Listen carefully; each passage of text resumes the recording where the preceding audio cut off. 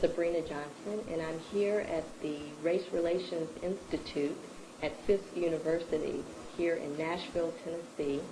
Today is Friday, July 14th, the year 2000.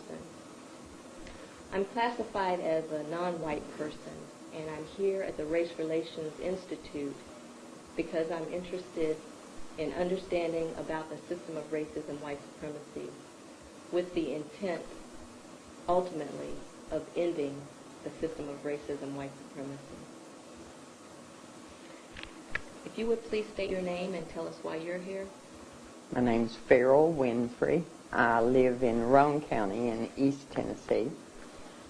I'm here because I recognize the white supremacy system of racism.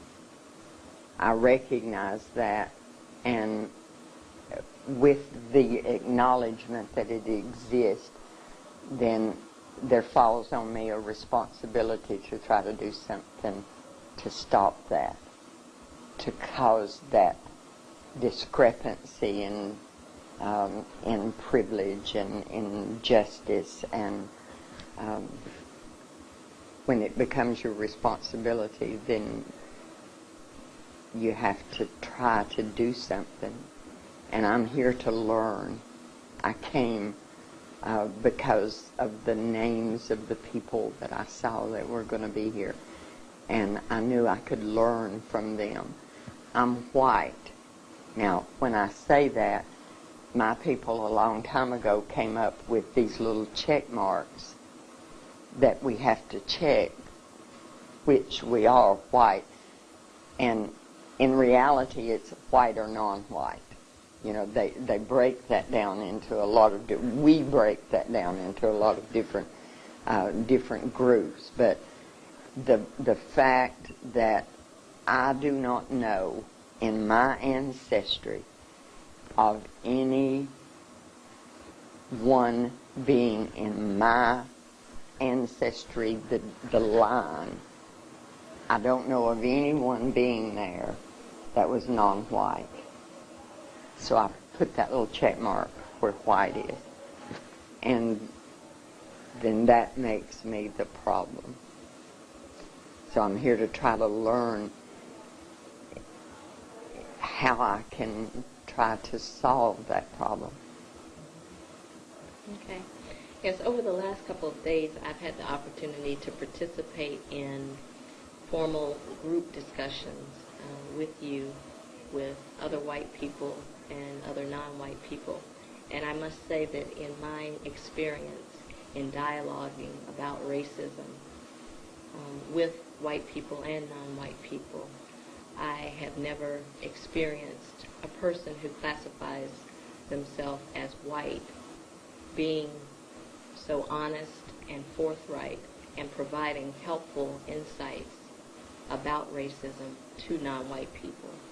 So I want to say we appreciate your participation and your disclosures to us towards the objective of solving the problem, ending racism.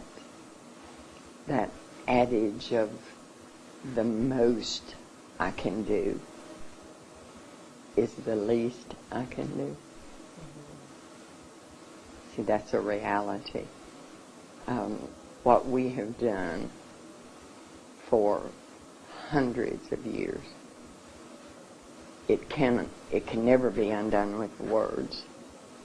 But words can bring an understanding, and until that understanding comes, that brings an awareness to my people of what they have and are doing, things are not ever going to change. The changes have to come from action, but the action have to be brought about by words.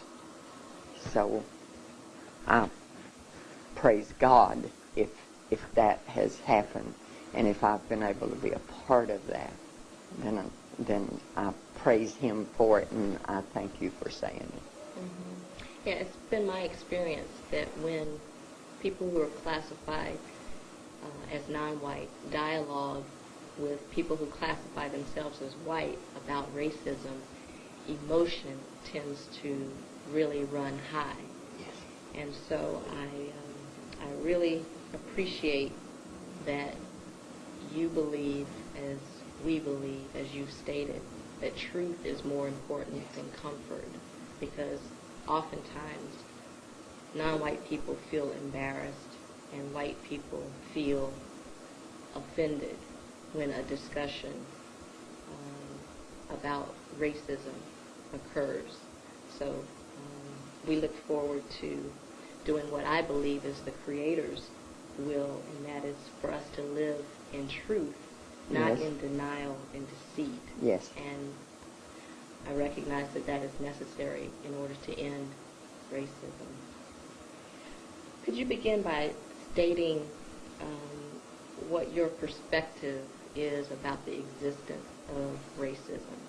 Just talk about what it is. I agree with the principle, the theory, the principle that racism is prejudice plus power. I had a conversation yesterday with a black man and he said that he knew some of his people who were racist, and I talked with him about that, because without the power to take that prejudice and actively place it into position to cause people to do or not do, then it is simply just prejudice. And I believe that, so that's the premise from which I come, that racism, you have to have that power in order for there to be racism. And most white people would look at me and say, I don't have any power. But we do have power. We have power just getting up in the morning and looking in the mirror and not having to think about race. That places us into a position to where our minds are clear and that it's a problem that we don't have to deal with. We don't think about it because we don't have to think about it. It's not something that completely controls our lives. So there, from the very beginning, when we wake up of the morning, then we have an advantage, and that advantage comes from the color of the skin. When we go into a store and we're not assumed that we're going to be a shoplifter simply because of the color of our skin, that is an advantage. When I walk down the street and I'm more safe, now that's not saying nothing would happen ever to me, but I would be more safe walking down the street alone than you would be. That is racism, because of that unequal playing field that's there, that gives me advantage simply because of the color of my skin. Then that's what's wrong. See, the fact that there's anything out there. See, I've been accused of betraying my people, my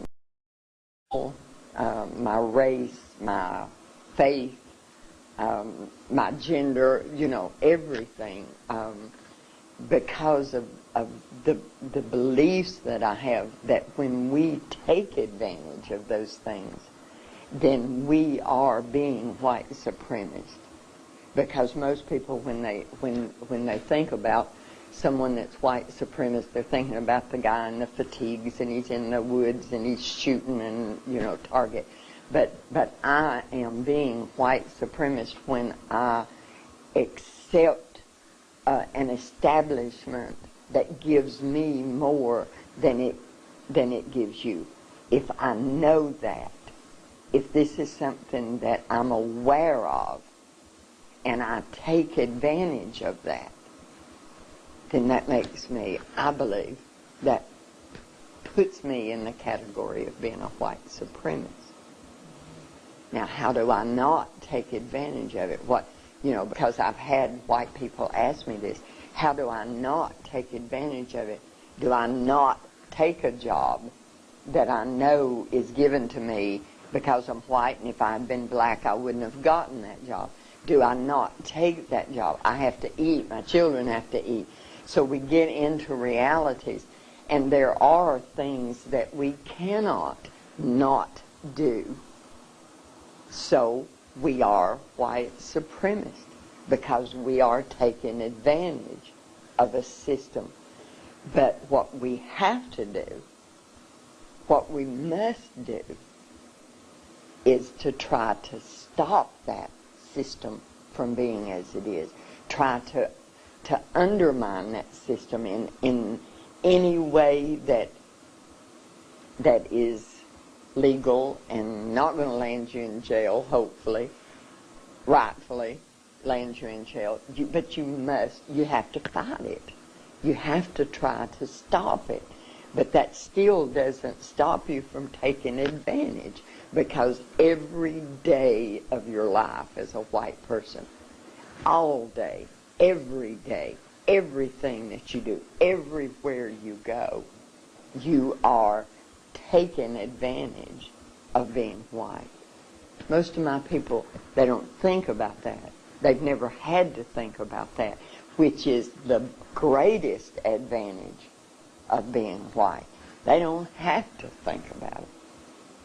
It's not a determining factor in their life. That is a conscious factor. And I'm talking too much. No, you're not talking too much. Please.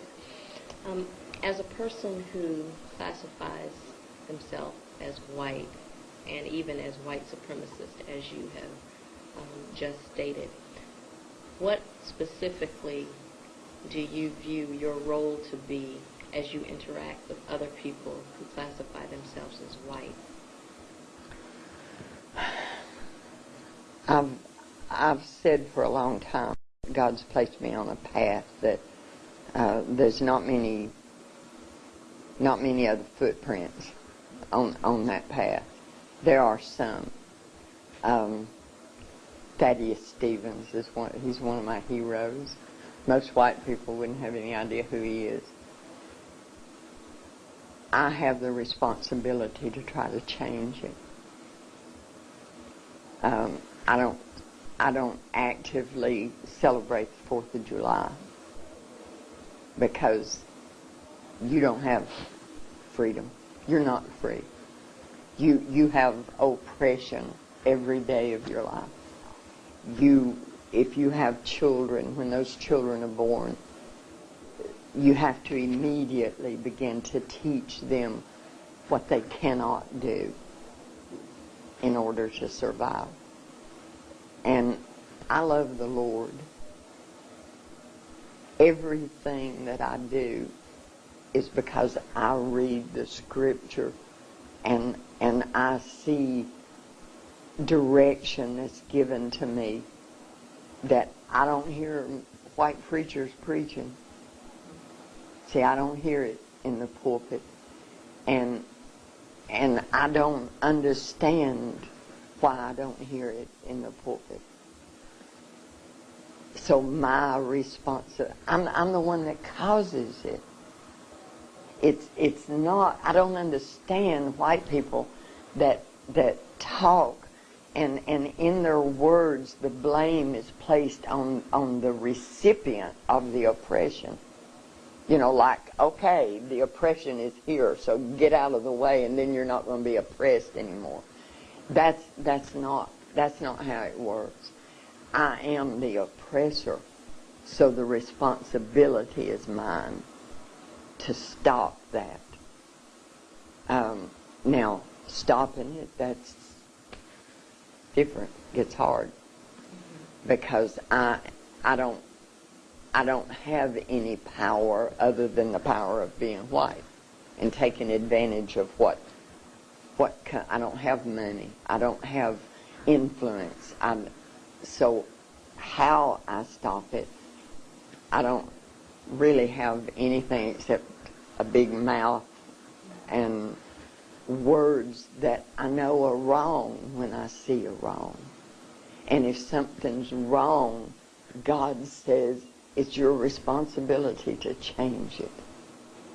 And I know we don't want a sermon here, but I believe He's going to hold us accountable for the things that we've done and are doing, and do not try to make a difference to change. And when I stand in front of Him, I want to have some of those things where He's going to say, I know you worked at this. And everybody always wants to know what's your angle, especially non-white people.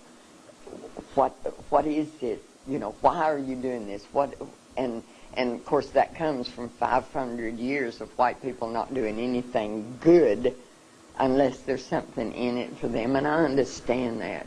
And in a way, I'm in that same category there. I have children. I have grandchildren, more grandchildren on the way. I don't want those children growing up having to dodge bullets. And the young black man he's a much different product of our oppression than what the young black man was 100 years ago. I don't want my children in a civil war in this country between black and white. So in that way I'm selfish, see. And the fact that I want God to smile on me and say, I've seen you do, that in itself is selfish. But He's also given me a burden. And there's not any way that I can ever say to you that I know what you go through. See, there's no way that I can do that. And He gives me understanding that I can't do that.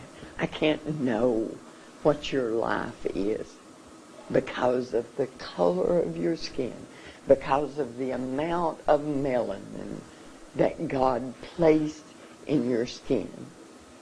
I can't know that, but He has given me a heart to hear the pain when your child is mistreated because of the color of that child's skin, that beautiful child. He's given me the ability to have a small degree of understanding about that. And for me not to act on it would be unforgivable in His sight. How did you come to this level of understanding and the decision to speak the way you speak and do what you do? Because as you said, for instance, you don't hear from the pulpit from white preachers who read the scripture and promote and encourage Christian living, for instance. But yet your faith path seems to be the same, yet you have a different perspective. What influencing factors caused you to be where you are? I don't want it to sound trite when I say that God reached down and touched me at an early age. I had, excuse me, if any of my kinfolk ever see this, then I'll lose more than what I've lost already. I was born into a family where my father was an overt racist, my mother was a covert racist, but both of them had very strong, I always felt like my mother was more dangerous in that respect. But so it was not something that came to me from training as childhood, but I was also born with a cardiac lesion. And through that, I was different from other children because I was so ill at a certain period of time when other children were out running and playing. So I was different, which gave me an understanding of what it was like, how people felt to be different. And then as I got older, this knowledge that these things were wrong, as I acted on those things, things happened to me, adverse things. I belonged to a Southern Baptist church. I was saved in that church. And I was thrown out of that church in my early 20s, which was back in the 60s, because I taught that racism was wrong in a Sunday school class.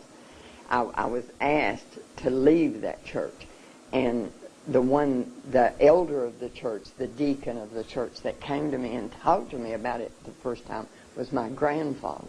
And he said, you can't say these things. And I said, I can't not say these things. And so he came back with other deacons and they asked me. So it's been a process. But then when my youngest son was in the 7th grade, he brought home with him a young black male child that was in his class. And he came in, and my children have always believed that with my mouth I could make anything right. You know, I could speak. And he came in, and John, the African-American child's name, he stayed outside. And Mark came in, and Mark said to me, Mama, I've got a friend, and you've got to help him. And when we talked, John was a big, strong, athletic child. And if someone called him a word, if they called him nigger, if they said something, then he just got mad, fought. And Mark said, he's going to kill somebody and end up in jail. You got to talk to him. You got to help him. And because of the circumstances, he was the child of a single mother, and her job was second shift. It evolved in that he stayed with us from Sunday night when his mother went to work until Friday afternoon when he would go home and then be with his mother and his sisters in the afternoons and the weekend, and she would bring him back. So he lived with us, and we would get threats because we lived in a white neighborhood and John was living with us. Mark, it reached a point where Mark would be more angry than John would at the things that would happen at school because they loved each other. They cared about each other. We had one bed in their bedroom, so they traded out. One slept on the floor and the other one had the bed, and the next night it reversed, you know. But through him, because he constantly had to fight. He wouldn't do anything, but he had to fight. And through this, I really got a taste of what your people go through. I didn't understand how he felt, but I got a taste of it. And the lesson that I was trying to give him, that Mark kept saying, Mama, talk to him, you got to, was, John, if they say something to you and it causes a reaction in you, that even if you whip them, they've still controlled what you've done. They've still been the one that caused the reaction or the reaction in you. And through this, but, so many stories of injustice for him. And the things that we went through as a family because of our association, just simply because we loved him. All of these things. See, God doesn't set you on a path and not prepare you for that path. So all of these things, being different myself, being struck down by my own people, because of what I believe, and then loving someone. I'm not sure any white person could ever enter into this battle and be on this side of the firing line unless they love someone of color. Because most of us isolate ourselves. We can get up in the morning, go to work, go shopping, go do everything in our life that has to be done without coming in contact with you. So unless we love someone, we don't know what you think, what you feel. And don't tell me my best friend is, because I hear that all the time. My best friend is black. I don't want to hear that. I hear that a lot too. Mm-hmm. If you've stated that you're interested in solving this problem and ending racism, in your view, if the system of racism, white supremacy, is ended, what benefits would white people experience?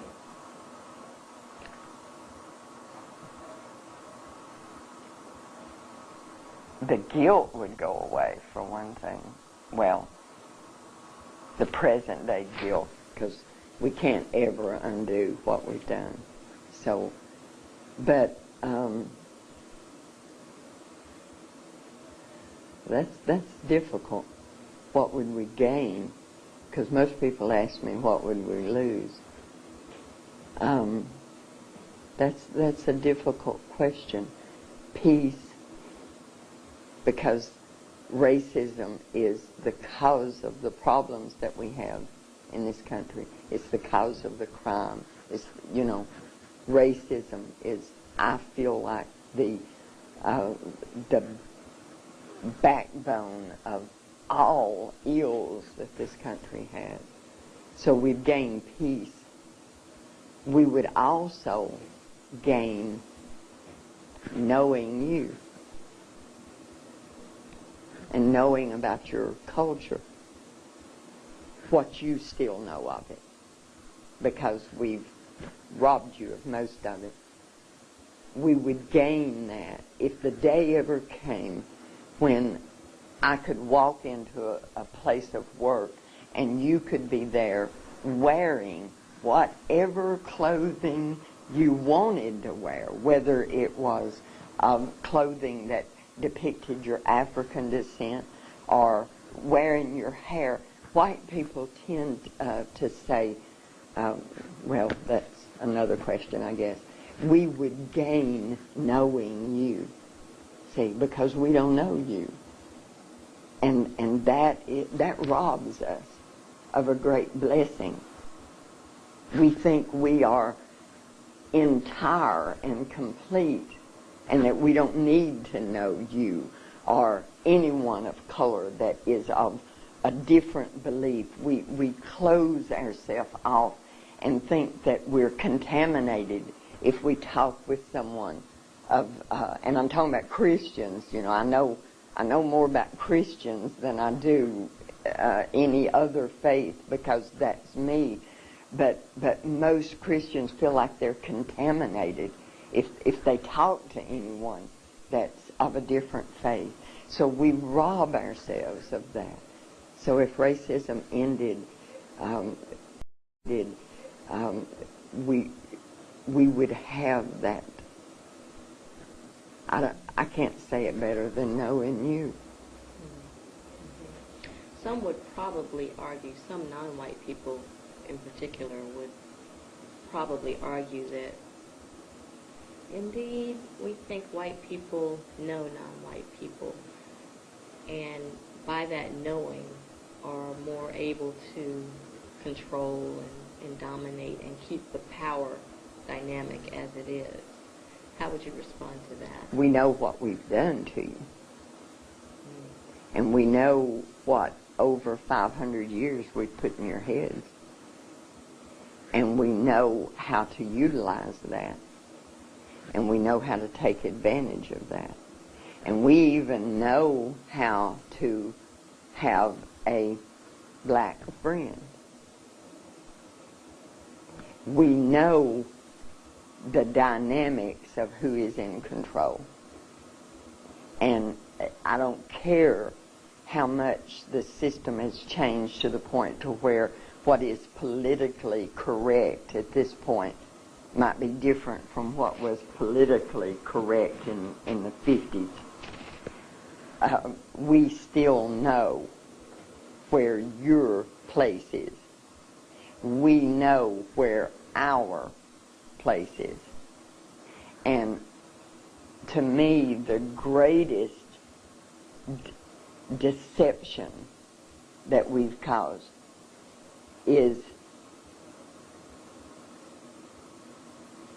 that your people believe us when we say, this is my place and that is your place. Because I see evidence, and especially in seminars like this, because I will hear non-whites speak, and I hear them speak when they don't even know that they're speaking from a position that I have told them is the only way they're going to be allowed to succeed to that degree that I'm going to let them come up that ladder. Of course, I'm just going to let them come up so far. But the greatest sadness for me is that they don't even know. See, I have done such a good job that they don't even know that I've done this to them. A strong black man one time said to me, one of the greatest things you can do for my people is to stop shedding any tears. Because I'm very emotional. I get very emotional because this is my heart. And it's what I will probably die doing. I have no illusions about what my people think about the work that I do. And I realize that. But when I talk with someone, it would be very easy for me to begin to weep at what we do and what we have done. And he said to me, you must stop the tears because my people are so conditioned to putting their arms around you and comforting you when you weep, then they are no longer strong. Their strength that is coming from standing up and saying, no, you're not going to treat me like that. That strength is gone because they've got their arms around you, comforting you. And I have tried to listen to the wisdom of that very, very wise man. I can't always, When I sat in that room the other night, when the author of Without Sanctuary, when he was speaking and those pictures were there of the lynchings, the methods that we have used to keep control, I wept, that I could. But when I wept, his words came back to me because all around me, the non-white people would reach out and comfort me. My God, there in front of, I don't understand it. See, I don't understand the closeness that your people have with the Mother Earth, with the concept of beginnings, God himself. There is so much of that in you that you can forgive me and comfort me when I'm weeping at what I've done to you. See, that's beyond my understanding. I don't understand the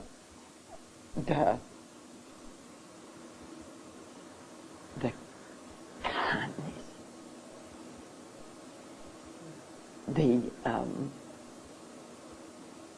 and I say the word forgiveness, and God forgive me for saying the word forgiveness, because another very wise black man said to me, don't ever ask my people for forgiveness, because the word forgiveness means the eradication of a debt.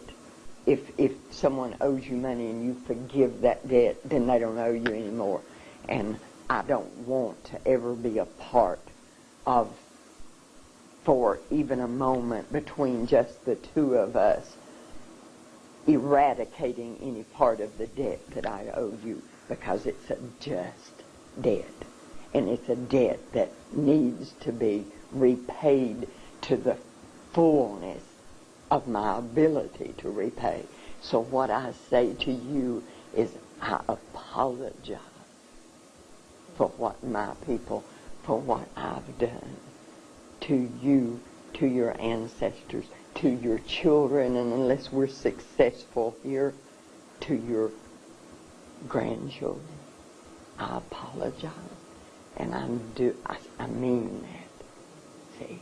And to any non-white that hears me. But I don't ask your forgiveness. Did I go off? No, all of this is relevant and helpful. So, speak as you will. You mentioned that white people who classify themselves as white, are aware, they know what has been done, what they have done over the years to non-white people. And there are two particular areas of activity that appear to be critical to maintaining the system of racism and white supremacy. These are activities that people all over the planet engage in. And the first one is religion. So can you talk specifically about what white persons have done to or taught non-white people in the area of religion in the context of racism? You're wanting it to be to where I can't ever go home. That's it. Christianity has been misused for hundreds of years to keep your people in subjugation. And I'm speaking now a reality that the history books do not record, but history does.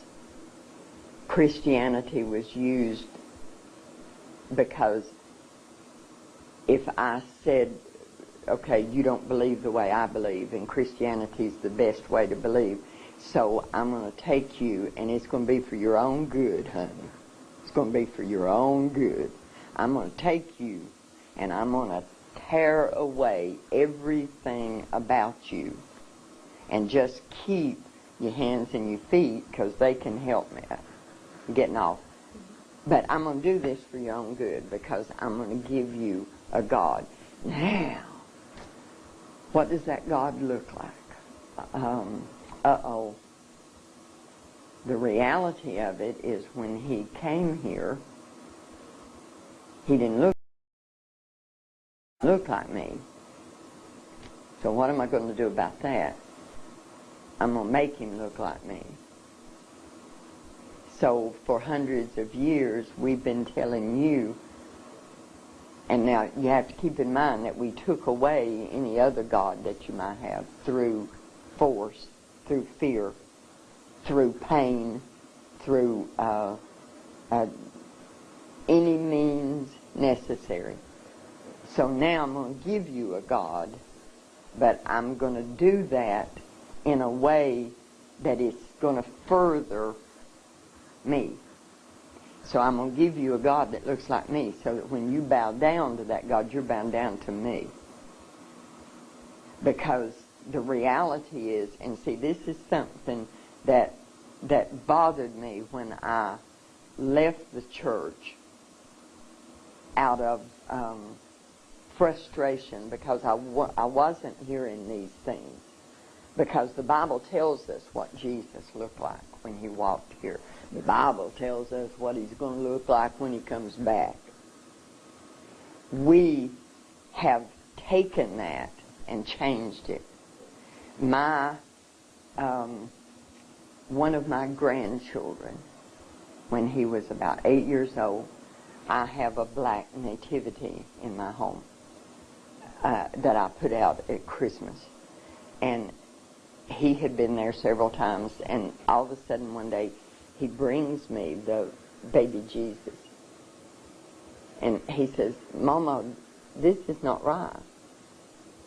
And I said, "What's not right?" He said, "This is not right, Mama." Now, this is a child that every time he's with me, he gets lessons in this. My son says to the point to where he has to deprogram them when he gets them back home. This child knows where my heart is. This child, but this is not right, Mama. What's wrong? Tell me. Jesus wasn't black. Jesus was white. Who told you that? And then we have this great conversation. I tell them it's not something you have to go back and fight. You don't have to go, because I don't want them beaten down until they're strong enough to know for what they believe, you know. But I want him to know the truth. I said, in your mind, in your heart, know. Do you remember when Jesus went to Egypt? He hid in Egypt. The people in Egypt, honey, they're not white people. How could he hide there? See, so that we've done that. We've given your people a God that looks like me so that you don't have any qualm about bowing down to me. See, because this is the image of God. I don't know of any sin that we've committed that's greater than that one. And we did it with the Bible in our hands when we were beating your ancestors for looking at us eye to eye. And we're quoting to them from this scripture. Even if we allowed them to have their own ministers, which there wasn't many of because we didn't allow them to read. But if we said, okay, you can have your church. This is my plantation. I'm going to do what I want with it. You can have your church. But then spies were sent.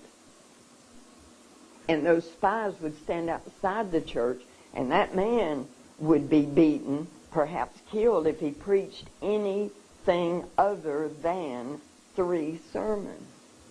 And those 3 sermons were turn the other cheek, obey your master, and it's going to get better one of these days. God's going to take care of all of it. You're going to be in a happy, happy land. So put up with what you're putting up with now. And we made your people preach that to your people. And it's still being done. It's still being done. Those are the sermons that your people hear. Those sermons are what causes your people to comfort me when I do something that's wrong. We've taken Christianity in the same way the Klan has taken